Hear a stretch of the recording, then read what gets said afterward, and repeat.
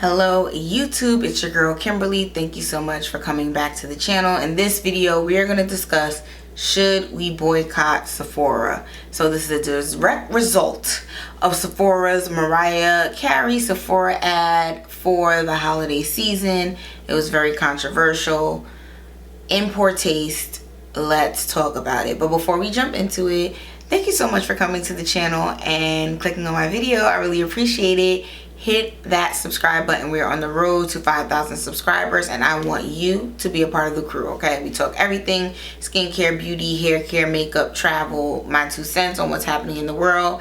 And I want you to join in the comment section below. So thank you so much for clicking on this video. Please subscribe if you like the video. If you want to be the first one to know when I post a new video or when I go live, hit the notification bell. All right, let's get into it. Let's get into it. Isn't this so cute? I figured I'd start us off on a light-hearted moment because I know that this video, I know for me it was so disappointing because I grew up listening to Mariah Carey, so I'm gonna be in my feels a little bit. But this is so cute. It's a gift that I got from YouTube for the 20 years of YouTube anniversary. I still haven't used it yet, so I was like, it is time to pull it out. Let's do it for this video. So it did a little something wonky with the lights because it's reflective, but this is definitely, y'all gonna see her in my 2 cents videos for sure, but absolutely love this. So a quick synopsis of what happened. Every year Mariah Carey, on the end of Halloween into Christmas, because she is the self-proclaimed queen of Christmas, she hits her iconic legendary high note saying it's time, and then usually she goes from some kind of Halloween theme and then it transforms into Christmas, and she normally does this on her own. It's just like a Christmas costume, and it goes from Halloween costume to Christmas costume, and then her iconic All I Want For You Is For Christmas is playing in the background, some kind of Christmas scene. And in the pop culture zeitgeist, we have now used it to mark the beginning of the official holiday season, and it has been a fun tradition for the last couple of years. In 2025, Mariah Carey, instead of doing this on her own, decided to make it a marketing moment and to partner with Sephora. So the iconic "It's Time" will be a part of a brand campaign, and it's Mariah Carey. She's dressed as an angel, coming and leaving the Halloween party and then basically proclaiming she's about to hit her "It's time." And then an elf comes out, who is a famous man comedian. I probably know who he is, I just don't know his name. But he comes out and he's like, Christmas is canceled, we're boycotting Christmas, the elves we're overworked, we don't have access to mental health care, and we're struggling, so Christmas is canceled, and I'm stealing your makeup and your stuff so that way I could basically like sell it. And basically Mariah Carey's like, you can't steal my makeup, we do not care what you're going through, it's Christmas. And uses the magic wave of her hands to turn the background, instead of this like Halloween scary theme, into Christmas Wonderland. The elf is transformed into a snowman, and then it's Sephora, All I Want For Christmas Is You, and that's the end of the commercial. I first saw the commercial, I did not even really pay attention to like the words and stuff. I was like mindless, brain rot scrolling. It was Mariah Carey, it was Christmas, I liked it, and then I kept it pushing. And then somebody was like, did y'all hear what the elf said? Like, what is going on? Like, this ad is crazy, this is outrageous, and I don't know what's going on. And I was like, wait, I don't know what the elf said, let me go back and watch it. So I went to Mariah Carey's page, intently paid attention to the ad, and was like, you've got to be kidding me.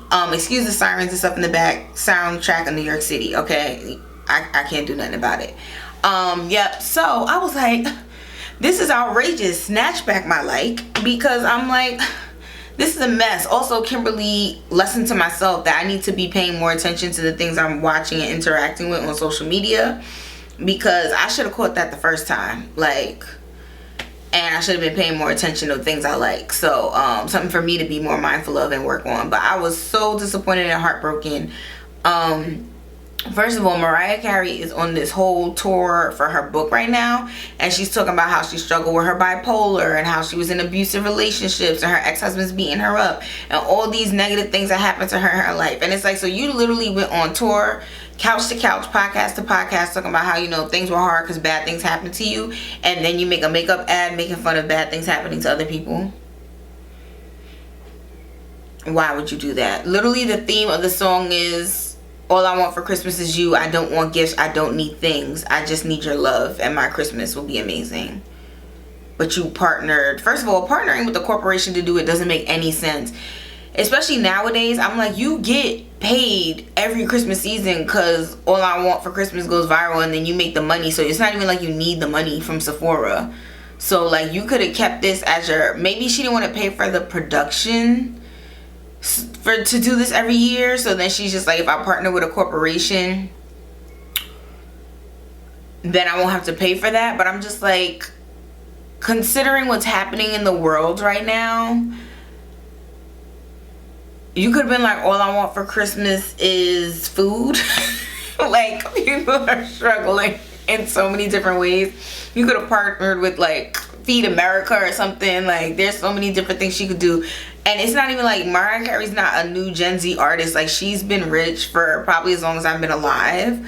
Like, there's no, she didn't have to do this, which is the first thing that makes absolutely no sense. Like, and especially because Sephora's already a brand that some people love it, some people don't care about it, but it's not a nationally beloved chain. So if you're gonna tie your brand to it, you have to be more strategic about it. I did see that from Fasali, the skincare brand, the owner, he made a video basically talking about it from the internal perspective of working with Sephora, and that Sephora makes you pitch Christmas in March. So whatever you do for Christmas is not going to be timely because they force you to do it so far in advance. And that doesn't make sense as an excuse, because in March the United States was falling apart. Like, bad things were happening in March. Like, as soon as we had this new president, not to get too political, but it was only a couple of days that the Target boycott started after that. That all these companies started pulling back and changing and switching up, and that we started boycotting companies. That certain corporations were firing people who were writing articles about it because they owned the newspaper, and they did this, and there was a whole bunch of mess happening by March. So if the excuse is that like, oh, Mariah Carey had to do this ad in March, and that's why they made fun of it, it wasn't funny in March, so it's definitely not funny now. And my thing is, why were there no normal, everyday, regular people in the room to make that click for y'all? Like, especially Sephora. Sephora has thousands of sales associates all over the United States that they literally could like do focus groups with, who could then give them the feedback of, actually, based on what y'all pay me, I can't even eat and pay rent, so don't do that because that's not funny. And then it could have been squashed right there, and they could have done we're going through tough times, but you know, get your favorite lip gloss to make yourself feel better, we'll hang in there together or something. Like, it should have been, even though I don't necessarily 100% agree with Hope Core and trying to sell hope as like a part of a brand and a product, I feel like for the holidays, if ever there was a time to do it, this is it. And for them to just miss the mark so bad, it was like, you guys have so much access and financial resources and things of people who, I mean, granted, you shouldn't be dependent on people to do stuff for free, but the employee focus group, speaking with customers, like, you easily could have been like, let's use our internal resources to help us create something that's really going to align with our customers and get them excited to spend their money with us and to be a part and feel like they're a part of our community. It has been predicted for a long time that this particular time of the year, this year financially, in this quarter, that there was a predicted recession problem. If everyday people on YouTube could figure out, I'm pretty sure Sephora's people could figure it out. Like, it just seems like this was a day late, a dollar short, and that you didn't implement any of your existing resources at the brand to make something that could have been really good. Two, Sephora has been beating y'all, not Sephora, Ulta has been beating Sephora's butt all year. So it should have been a hyperdrive focus to really land Christmas and really do a good job because of Ulta just lapping them. Like, I'm walking around New York. If you follow me on TikTok, you already saw us. New Ultas are opening. They're taking Sephora's market share. everybody is excited and invigorated about Ulta and points in the program, and people are literally putting pictures of Sephora on YouTube saying I'm in points jail. Like, this was such a big miss, and I just don't know how it happened. Like, maybe if you're too close to the mirror, you can't see the full beauty industry, but I know y'all have some people whose job it is to watch Ulta and see how they're doing against y'all. Like, that has to be a whole competitive intelligence department. Like, this was a bad ad at a bad time for a bad reason, and the competition is about to lap y'all. So that leaves us with, do we boycott Sephora? Now, me personally, I try to be more forgiving. As an ex-retail worker, I always remember that all these stores have people who work and depend on it. So if I'm not going to spend money there, I'm also going to hurt those people. So is what they did egregious enough for me to not spend money there, knowing it's going to hurt the employees that work there? That is my thinking when it comes to boycotting these brands, right? So a clear example, Elf, Matt Rife had a long history of domestic violence and hateful jokes against women. Elf used him in a campaign. It is worth it to me that I might end up hurting Elf employees by not buying Elf anymore, because this is just something so egregious that it never should have happened. And this whole thing of, oh, well, the internet told us that he was popular with our customers, so we thought it'd be a good idea. It's like, well, clearly you didn't ask any of your customers. And why is domestic violence funny to y'all? Like, that was a clear-cut, easy way for me to be like, absolutely not. What makes Sephora harder is that currently Sephora is the only brick and mortar access that I have when it comes to specific beauty brands that are black owned that I love. And that's what makes it more challenging. Danessa Myricks, LYS Beauty, to be specific.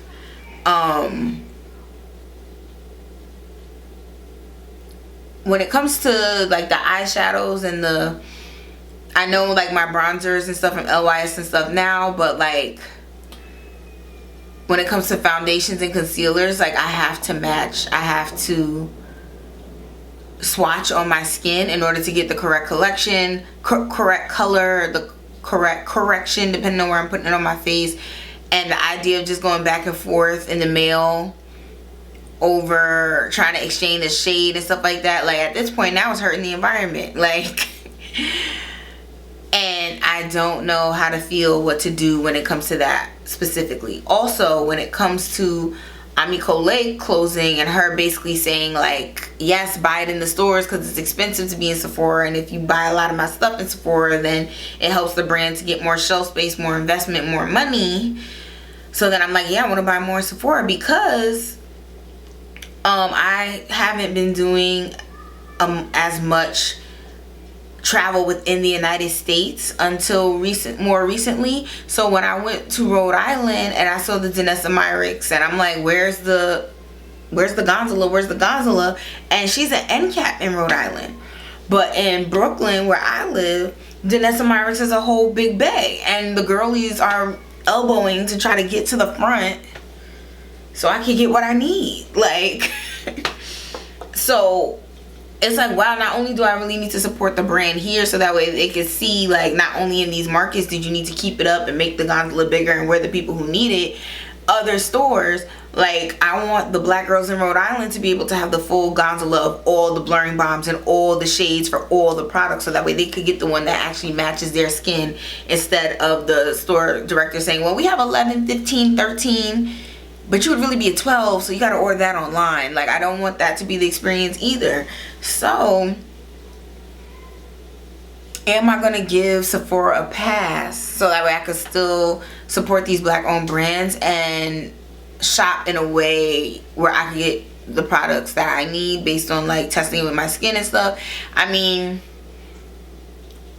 I know they track like the traffic in the store, so I don't know if it's enough to walk up to the gondolas and then play with things and then go buy it from their website, because I'm pretty sure Sephora sees it as a negative too. Like, we still want the sale. So it is a very interesting conundrum that I'm at. I also know that compared to, I would say, my experience with Ultas,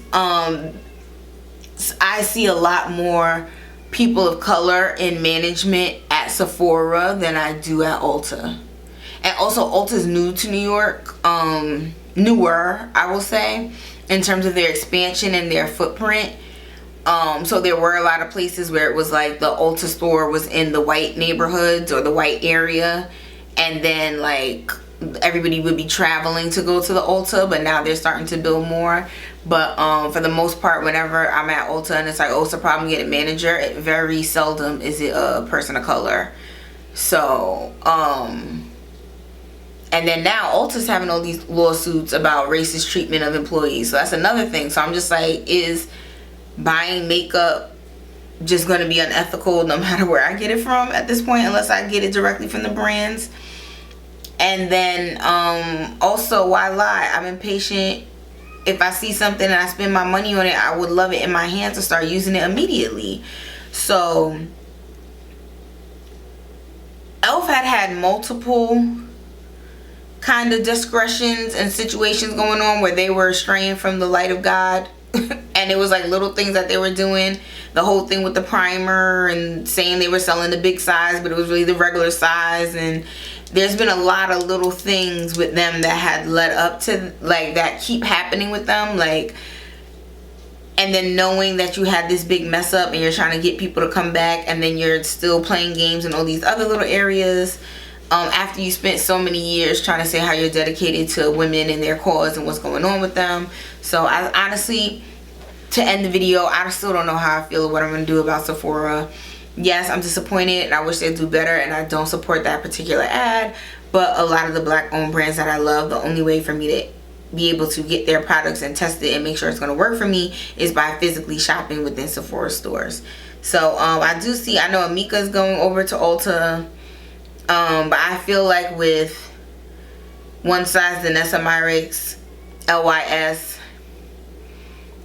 I just don't see if there's necessarily a path for them to even go into Ulta. And now seeing that MAC is doubling back and going to Sephora after going to Ulta first, it's, the makeup industry is just a strange place right now. But luckily for me, one thing that definitely is going to happen is I'm taking a pause on buying makeup, because as you can see, go back and watch my Sephora Beauty Insider savings event haul video. I got enough till March. So I'm not buying any more makeup in general, so it's less of a right now what's the thing. But I do want to make a decision whether or not I'm gonna boycott Sephora or not. We'll see. Like I said, I'm still thinking about it. It's still up in the air. It also just happened, so it's still kind of a fresh wound. But I do still want to get into more indie brands too, so that's a whole nother thing. It's like, that's a whole area of makeup that's changing and I want to explore. So that's going to be the next thing for me. But thank you so much for taking the time to watch me yap and give my 2 cents about the Sephora X Mariah Carey ad and whether or not we should boycott Sephora. I would love to know your opinion. I really do, because in the comment section below, please let me know, because it is such